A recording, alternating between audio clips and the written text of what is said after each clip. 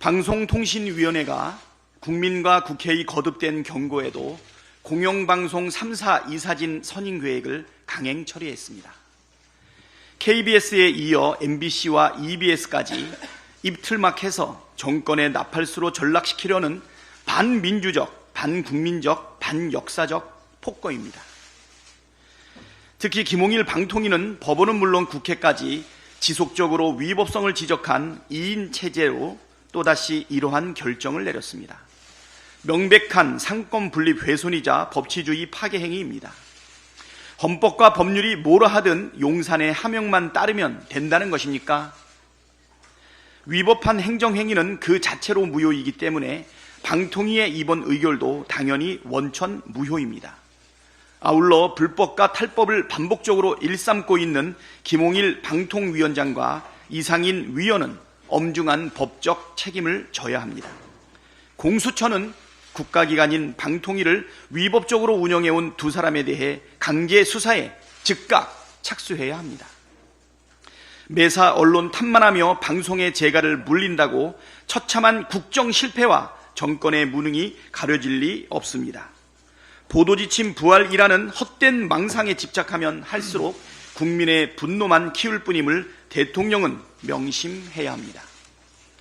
민주당은 모든 수단을 총동원해서 윤석열 감독, 김홍일 주연의 방송장악 쿠데타를 반드시 저지하겠습니다. 장마철이 시작되면서 지난 주말 전국에 많은 비가 내렸습니다. 다행히 인명피해는 발생하지 않았지만 곳곳에서 크고 작은 비 피해가 속출했습니다.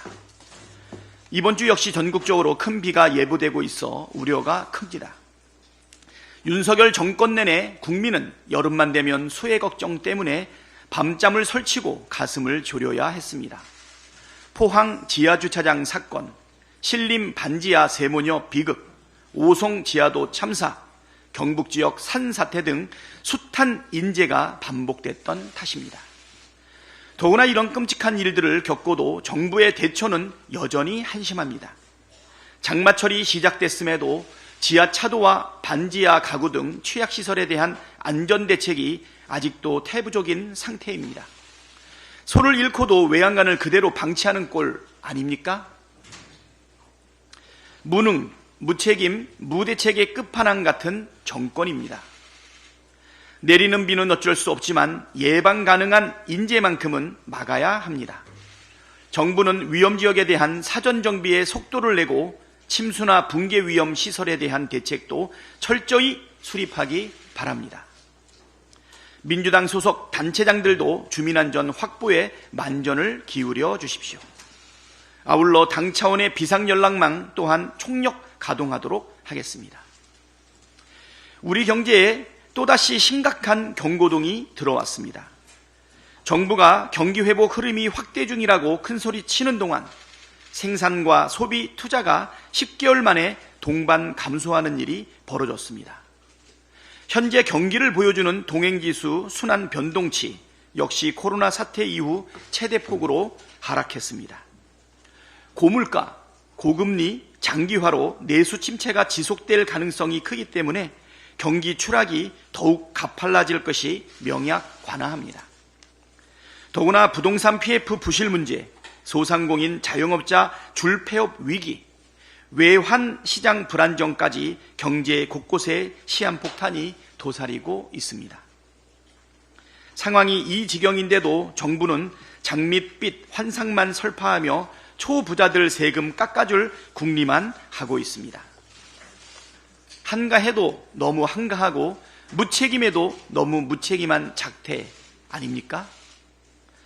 어제 정부 여당이 영세 음식점 배달비 지원 등의 대책을 내놨는데 이런 찔끔 대책으로는 위기를 극복할 수 없습니다. 내수 소비가 경제 전체의 활력을 불어넣는 선순환 구조를 만들려면 즉시 민생회복 지원금 협의를 진행해야 합니다. 소상공인 코로나 대출 장기 분할 상환도 서둘러야 합니다.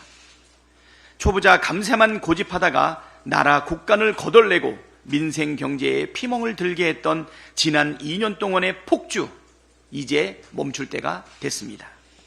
지금이라도 비상한 위기의식을 가지고 특단의 민생경제 회복 대책을 마련하는 데 힘을 모아줄 것을 정부 여당에 촉구합니다.